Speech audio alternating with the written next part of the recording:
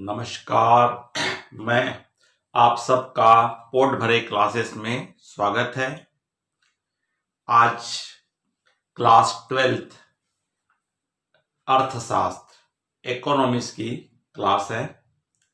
इसमें मैं आज आप लोगों को बताने जा रहा हूं राष्ट्रीय आय की गणना आय मेथड से, इनकम मेथड से। आपको इसके पूर्व मैंने 3 वीडियो इससे संबंधित दिया हूं। जीएसटी क्या है, राष्ट्रीय आय क्या है और मूल्य वृद्धि मेथड्स, वैल्यू एडिट मेथड्स। दूसरी विधि है हमारी, आपकी महत्वपूर्ण विधि है आय विधि, इनकम मेथड्स। इस विधि के अंतर्गत राष्ट्रीय आय की गणना कैसे की जाती है, ये आज हम पढ़ेंगे। और ये video class 12th CG CBSE के ऐसे स्टूडेंट जिनका विषय अर्थशास्त्र है, साथ ही उन छात्रों के लिए जो बीए में या बीकॉम में और साथ में 12th आर्ट्स के स्टूडेंट हैं, उनके लिए भी महत्वपूर्ण है।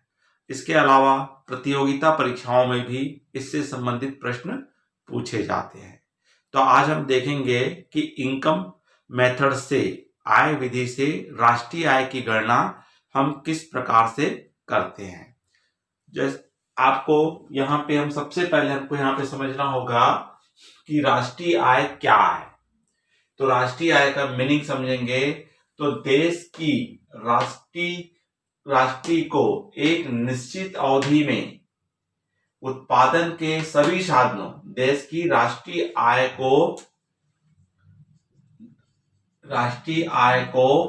एक निश्चित अवधि में उत्पादन के सभी साधनों, तो उत्पादन के साधन जो हमारे होते हैं, उत्पत्ति के साधन भी कहा जाता है, जिसको कारक साधन भी कहा जाता है। भूमि, श्रम, पूंजी, साहस, लैंड, लेबर, कैपिटल एंड आपका इंटरप्राइजेस, या कारकों के स्वामियों को, या इनके जो स्वामी हैं, साधनों के जो स्वामी हैं, उनकी कारकों के सेवाओं के बदले में, उनके द्वारा जो सेवा दी जाती है, उस सेवा के बदले में किए गए भुगतान के रूप में मापा जाता है। तो साधारण शब्दों में हम ये कह सकते हैं कि उत्पादन के जो हमारे साधन है, कौन कौन से साधन है? भूमि, श्रम, पूंजी, साहस और उद्यम, इनके द्वारा की गई सेवाओं के बदले में उनके स्वामियों को जो सेवा के बदले में जो भुगतान स्वरूप जो धनराशि प्राप्त होती है, उनके योग को ही क्या कहा जाता है? राष्ट्रीय आय कहा जाता है। किस विधि से? आय विधि से। कारक या साधन क्या है? फैक्टर कॉस्ट क्या है? फैक्टर इनकम क्या है? तो उत्पादन के साधनों या कारकों से प्राप्त होने वाली या कारक या साधन से आय को ही हम क्या कहते हैं? फैक्टर्स कहते हैं। और हमारे साधन कौन कौन से हैं? एक हमारा है का श्रम है। श्रम से आपको क्या मिलता है? कर्मचारियों को पारिश्रमिक या क्षतिपूर्ति मिलती है। भूमि से क्या मिलता है? स्वामी को लगान, किराया, रॉयल्टी मिलती है। और आपको जो पूंजी पर क्या मिलता है? ब्याज मिलता है। और उद्यम को या साहसी को या इंटरप्राइजेस को, व्यवसायी को आपको क्या मिलता है? उसके व्यवसाय से लाभ मिलता है। इन सब के योग को ही कारक आय कहा जाता है, फैक्टर कॉस्ट कहा जाता है। तो आज हम समझेंगे इसके संबंध में। तो सबसे पहले हमारे यहाँ पे 2 क्षेत्र होते हैं, एक होता है परिवार क्षेत्र और दूसरा होता है उत्पादन क्षेत्र। तो परिवार क्षेत्र जो होता है, परिवार क्या करता है? अपनी सेवाएं देता है। किसको देता है? उत्पादन क्षेत्र को देता है। जैसे आप क्या दे सकते हैं सेवा के रूप में? आप अपनी भूमि देते हैं, आप अपना श्रम देते हैं, आप अपनी पूंजी लगाते हैं, आप अपना मेहनत करते हैं, साहस करते हैं। तो उन सब सेवाओं के बदले परिवार क्षेत्र के द्वारा जो सेवाएं उत्पादन क्षेत्र को दी जाती है, तो उत्पादन क्षेत्र उन सेवाओं के बदले में परिवार को जो चीज देता है उसी को ही हम कारक भुगतान कहते हैं, कारक आय कहते हैं। तो इनके भुगतान स्वरूप, इनके स्वामियों को भुगतान स्वरूप पेमेंट के रूप में जो आय प्राप्त होती है उसी आय का योग ही कारक भुगतान कहलाता है। और कारक भुगतान का योग ही हमारी क्या कहलाती है? जीडीपी कहलाती है, घरेलू आय कहलाती है। तो हम देखेंगे कि हमारी कारक सेवाएं जो है, कारक आय क्या है, कौन कौन सी कारक आय है और इनको किस प्रकार से बांटा जाएगा। अगर आपको कारक सेवाओं की कारक इनकम, कारक आय को अगर हम समझ लेते हैं तो मान के चलिए आपको इनकम मेथड्स आपको क्या आ जाएगी, समझ में आ जाएगी। तो यहाँ पे हमने देखा था कारक में हमारे जो भूमि के हमारे जो साधन थे उत्पादन के, उनमें सर्वप्रथम हमारा क्या था? श्रम था। तो श्रम के बदले में अगर मान लीजिए एग्जाम्पल के रूप में मैं कहीं जॉब करता हूं तो मुझे वहां से क्या मिलेगी? सैलरी मिलेगी। या कोई वर्कर काम करता है, मेहनत करता है तो उसके बदले में उसको क्या दिया जाता है? मजदूरी दिया जाता है। या कार्य के बदले में की जाने वाली क्षतिपूर्ति को ही हम क्या कहते हैं? पारिश्रमिक कहते हैं, रेमुनेशंस कहते हैं। लेबर के द्वारा काम किए गए के बदले में दी जाने वाली पारिश्रमिक, रेमुनेशन ही हमारी कहलाती है। तो रेमुनेशन के रूप में, पारिश्रमिक के रूप में वर्करों को, कर्मचारियों को क्या क्या प्राप्त होता है एक स्वामी की ओर से? तो यहाँ पे 4 चीज मिलता है। एक होता है नगद मजदूरी या वेतन। अगर कोई कार्य के बदले में उसको नगद मजदूरी या नगद वेतन दिया जाता है या उसके अकाउंट्स में डायरेक्ट उसके खाते में क्या कर दिया जाता है? ट्रांसफर कर दिया जाता है, तो ऐसी राशि को हम क्या कहते हैं? वेतन कहते हैं या मजदूरी कहते हैं। किसी कार्य के बदले में भुगतान की जाने वाली राशि क्या कहलाती है? नगद भुगतान की जा रही है या चेक के माध्यम से की जा रही है या उसके अकाउंट में ट्रांसफर की जा रही है तो उसको हम कहते हैं नगद भुगतान। दूसरा हमारा आता है कर्मचारियों को किस्म के रूप में भुगतान करना। कई बार स्वामी क्या करता है? कर्मचारी को नगद भुगतान न करके उनको सेवा के रूप में देता है। अर्थात हम ये कह सकते हैं ऐसी सेवाएं जिसको मुद्रा में मूल्यांकित किया जा सकता है, उसका वैल्यूएशन किया जा सकता है, ऐसी सेवाएं ही अनुलाभ कहलाती है, प्रक्यूटिस कहलाती है और हमारी किस्म कहलाती है। तो जैसे अगर मान लीजिए मैं कहीं जॉब करता हूं, मुझे मैनेजर की जॉब मिली हुई है, तो मुझे अपने स्वामी की ओर से, कंपनी की ओर से ये कहा गया कि आपको 50,000 रुपए नगद भुगतान किया जाएगा, नगद सैलरी मिलेगी। साथ में आपको रहने के लिए भवन की, मकान की, बंगले की सुविधा दी जाएगी। साथ में आपको कार्यालय से, ऑफिस से घर आने जाने के लिए कार की सुविधा दी जाएगी। आपके बच्चों को स्कूल में फ्री सेवा दी जाएगी, जो भी आपका खर्च आएगा कंपनी वहन करेगी। तो यहाँ कंपनी ने मुझे केवल नगद न दे करके, नगद 50,000 दिया है, जो मुझे भवन दी हुई है, जो मुझे मकान दिया हुआ है, उसका हम मुद्रा में मूल्यांकित करते हैं तो उसका कास्ट आता है कितना? 30,000 रुपए आ रहा है। कार की जो मुझे सुविधा दी गई है, जिसमें ड्राइवर की सैलरी है, पेट्रोल है, तो उनका खर्च मिला के 10,000 होता है। और साथ में मेरे बच्चे स्कूल में पढ़ रहे हैं तो उनकी पूरी शिक्षा का खर्च कौन उठा रही है? कंपनी उठा रही है। उसका खर्च कितना हो रहा है? 10,000। तो मुझे नगद 50,000 रुपए दिया गया है और साथ में 50,000 रुपए की सुविधाएं दी गई है। वो सुविधाएं भी वेतन में आती है, पारिश्रमिक में आती है। तो ऐसी सभी सेवाएं जिसको मुद्रा में मूल्यांकित किया जा सकता है वो भी हम आय विधि में, पारिश्रमिक में शामिल करते हैं। तो इस तरह से हमको नगद मजदूरी या वेतन में भी हमको क्या मिलता है? महंगाई भत्ता मिलता है, डीए मिलता है, जितने भी अलाउंस, क्षतिपूर्वक भत्ते मिलते हैं, तो सभी अलाउंस का योग होता है। किस रूप में आपको चिकित्सा, बोनस, कार की सुविधा या मकान की सुविधा दी जाती है। और इसके अलावा सामाजिक सुरक्षा में नियोक्ता का योगदान, हमको भविष्य में हमारी लाइफ को सुरक्षित करने के लिए कंपनी की तरफ से हमको प्रोविडेंट फंड में एक निश्चित धनराशि का नियोक्ता के द्वारा, स्वामी के द्वारा अंशदान किया जाता है। सिंपल एग्जांपल के रूप में मैं अपने वेतन से प्रोविडेंट फंड में प्रति वर्ष 5,000 रुपए जमा कराता हूं, उतनी ही राशि नियोक्ता भी मेरे खाते में 5,000 रुपए जमा करती है।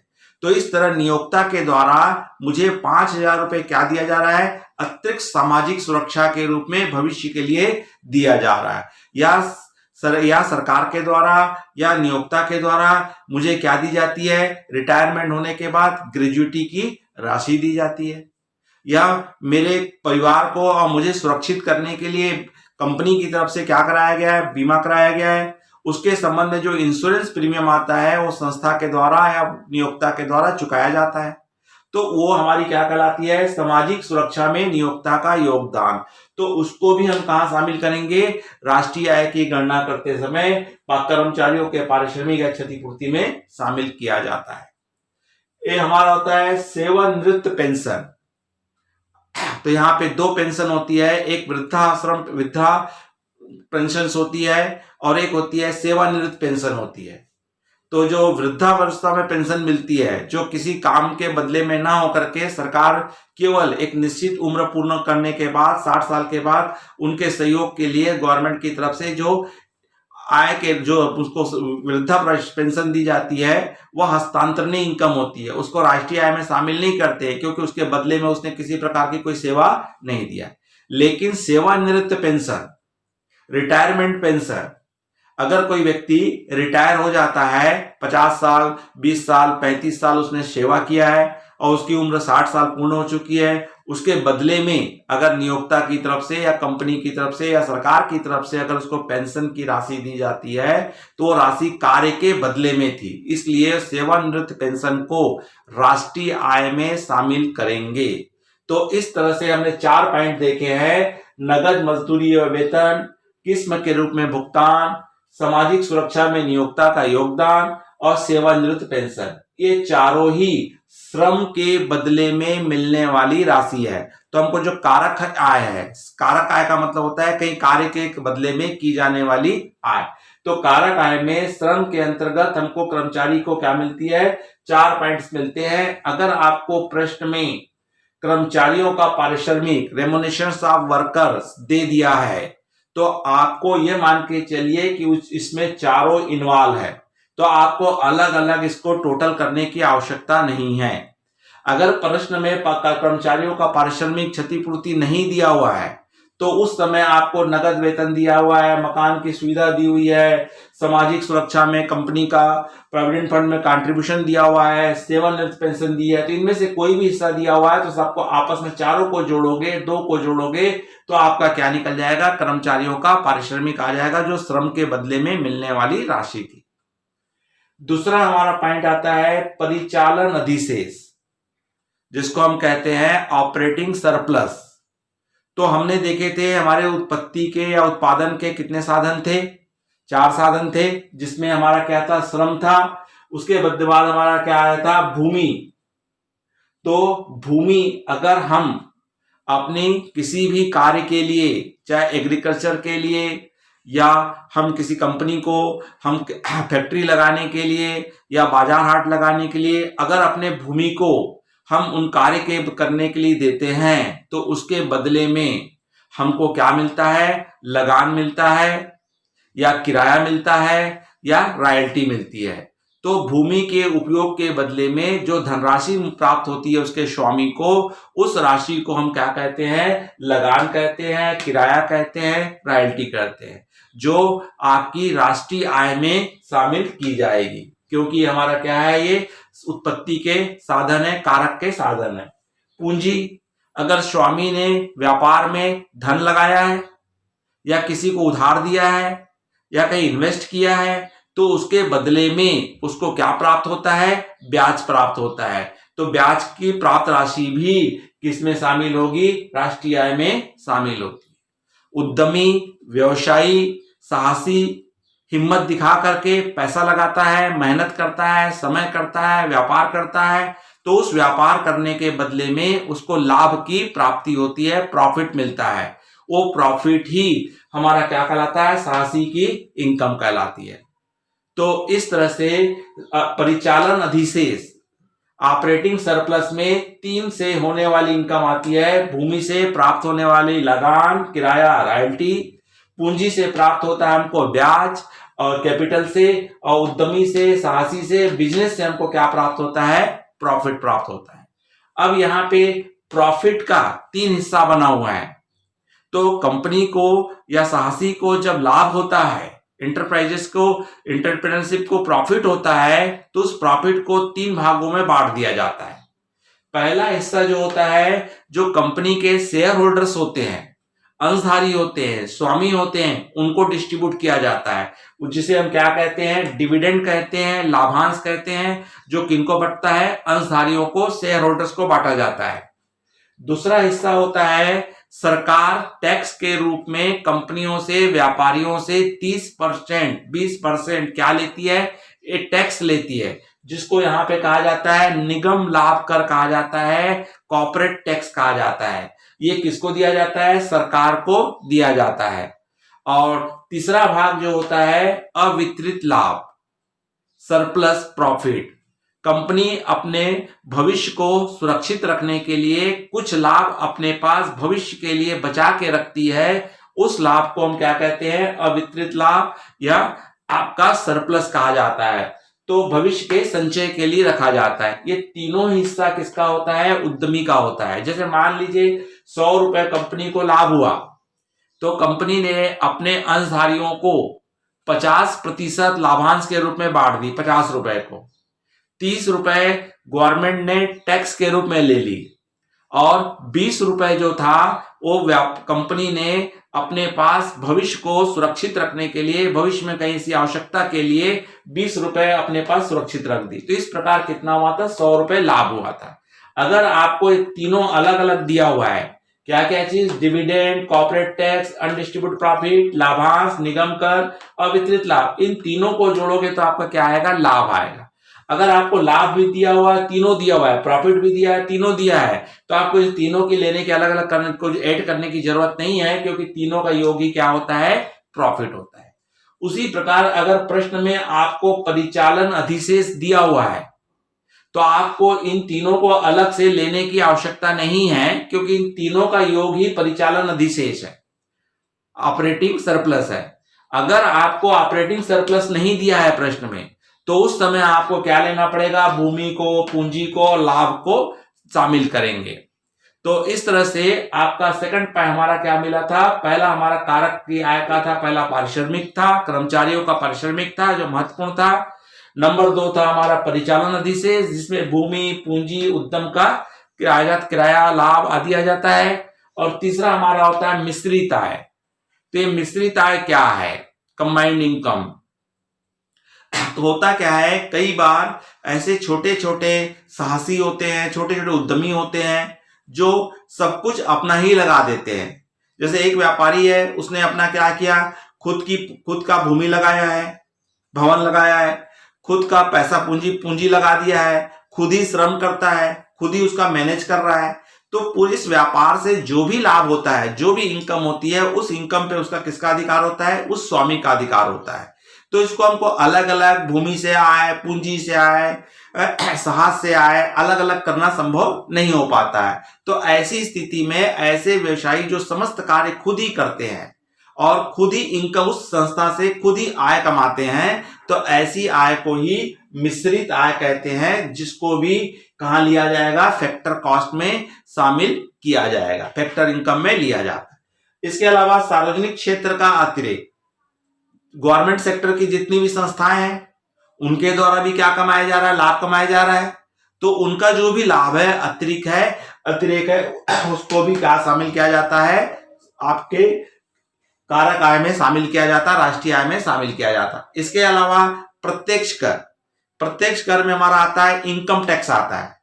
तो इनकम टैक्स को भी कहां लिया जाता है, राष्ट्रीय आय में शामिल करते हैं। क्यों करते हैं, वैसे तो राष्ट्रीय इनकम टैक्स, सरकार को इनकम टैक्स कमा नहीं रही है, क्योंकि किसी प्रकार का मेहनत नहीं की है, क्योंकि कर्मचारियों ने जो मेहनत की है तो उसका हिस्सा था, तो इसलिए उसको शामिल नहीं करना चाहिए। लेकिन इनकम टैक्स के रूप में सरकार जो वसूल करती है सभी से, उस आयकर को किसी न किसी इन्वेस्टमेंट में, किसी न किसी उत्पादन कार्य में लगा देती है, और उस उत्पादन कार्य में लगाने से होने वाली इनकम हमारी क्या होती है, राष्ट्रीय आय होती है। इसलिए आयकर को भी राष्ट्रीय आय में शामिल किया जाता है। तो तो हम इन सब का योग कर लेते हैं, तो उन सब का योग ही हमारा क्या आता है, घरेलू आय आ जाती है, सकल राष्ट्रीय आय आ जाती है।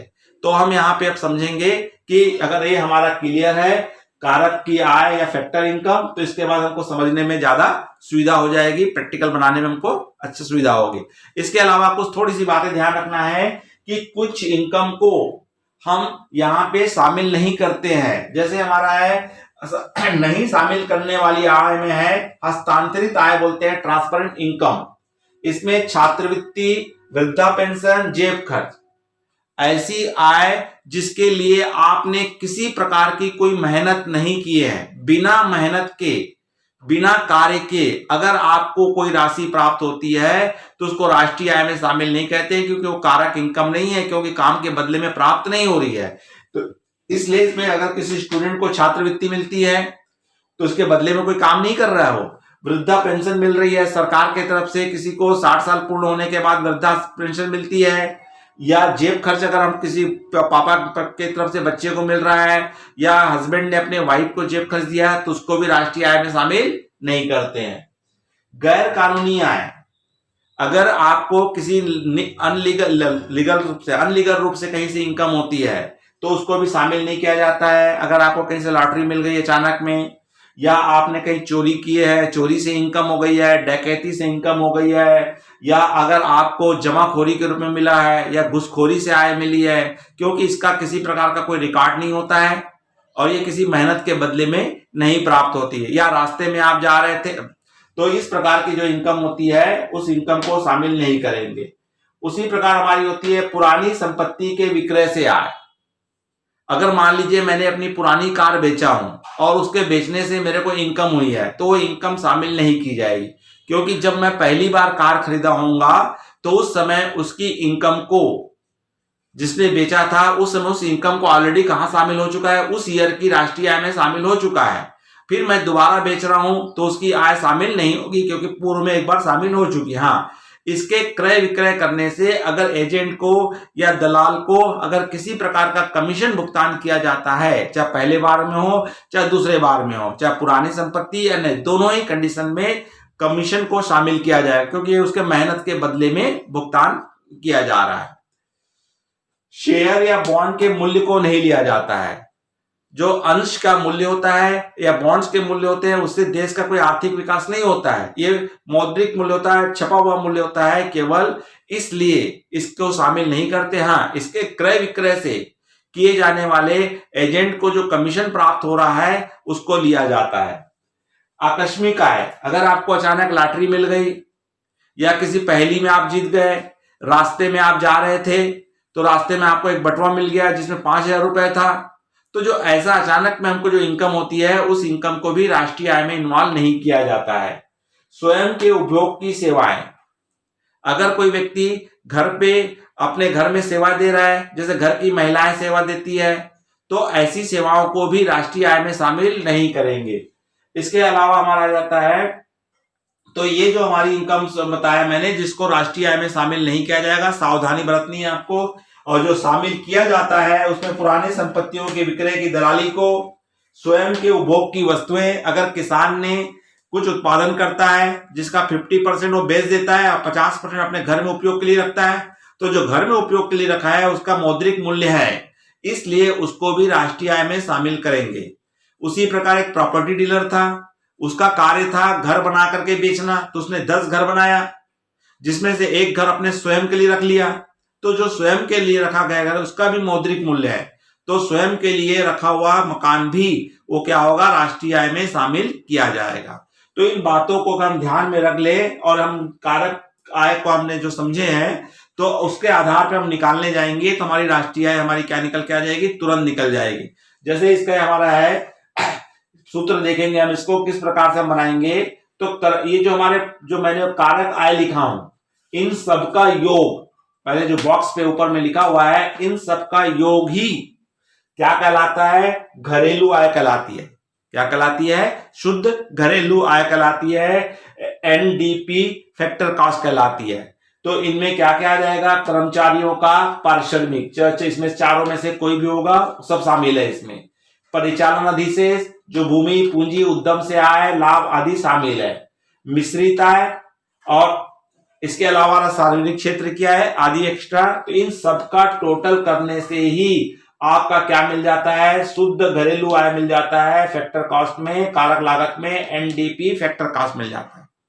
और इसमें प्लस कर देंगे शेष विश्व से प्राप्त शुद्ध कारक आय अर्थात NIFA, है ना, नेट इनकम फैक्टर अवॉर्ड्स, विदेशों से प्राप्त होने वाली आय। इसको भारतीय जो है विदेश में कार्य कर रहे हैं तो उनसे जो प्राप्त इनकम हो रही है, मेहनत से जो पैसा मिल रहा है कार्य के बदले में, और भारत में विदेशियों के द्वारा कार्य किया जा रहा है उसको भुगतान की गई राशि को माइनस कर देते हैं तो हमारा नेट आ जाता है। तो शुद्ध को लिया जाएगा, अगर हम उसको जोड़ देंगे तो हमारी क्या निकल के आ जाएगी, NNP निकल के आ जाती है फैक्टर कास्ट में, नेट नेशनल इनकम आ जाती है, राष्ट्रीय शुद्ध राष्ट्रीय आय आ जाती है। तो इस फार्मूला के आधार पर हम इसमें से बनाएंगे तो हमको सवाल तुरंत समझ में आ जाएगा। जैसे एग्जांपल के रूप में बोला है तो निम्नलिखित सूचनाओं के आधार पर आय विधि के द्वारा घरेलू आय मतलब डोमेस्टिक इनकम तथा राष्ट्रीय आय नेशनल इनकम की गणना कीजिए।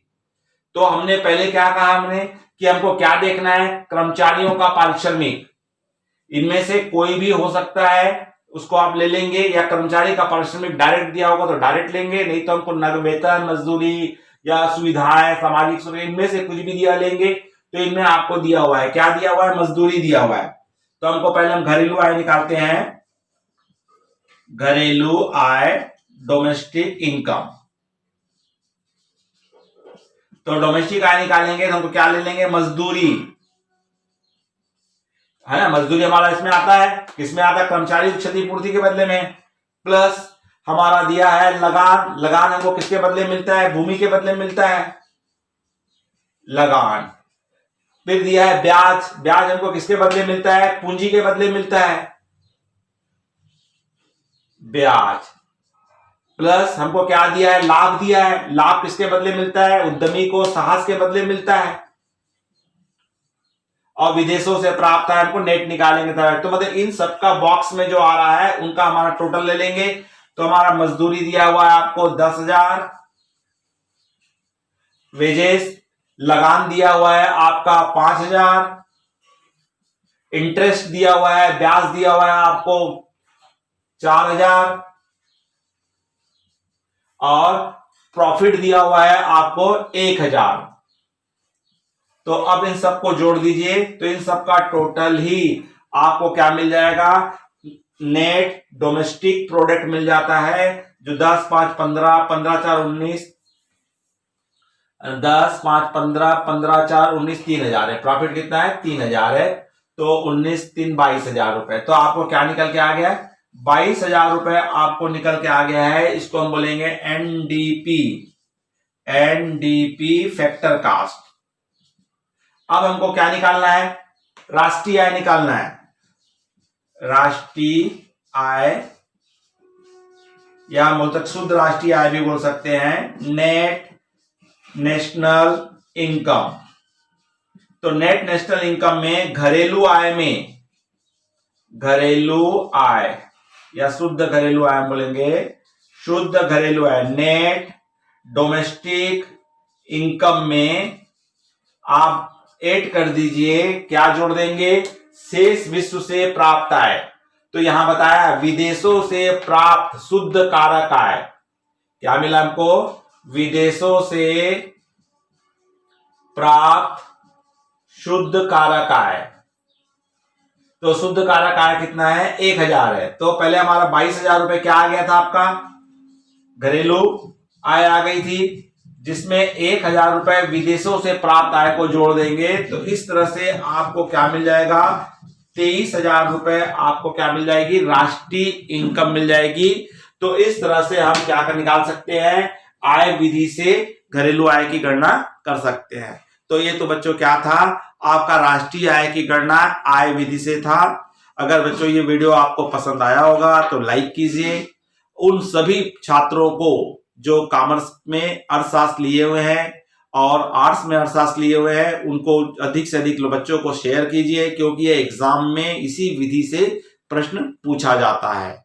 और अगर आप इस चैनल में नए हैं तो आप तुरंत क्या कर दीजिए, इस चैनल को सब्सक्राइब कर दीजिए। आपको सब्सक्राइब रेड कलर का मिलेगा, उसको आप पुश कर दीजिए तो आप क्या हो जाएगा, सब्सक्राइब हो जाएगा। और सब्सक्राइब करके आप कर दीजिए। इसके साथ ही अगर नमस्कार, आपने अंत तक वीडियो देखा इसके लिए धन्यवाद।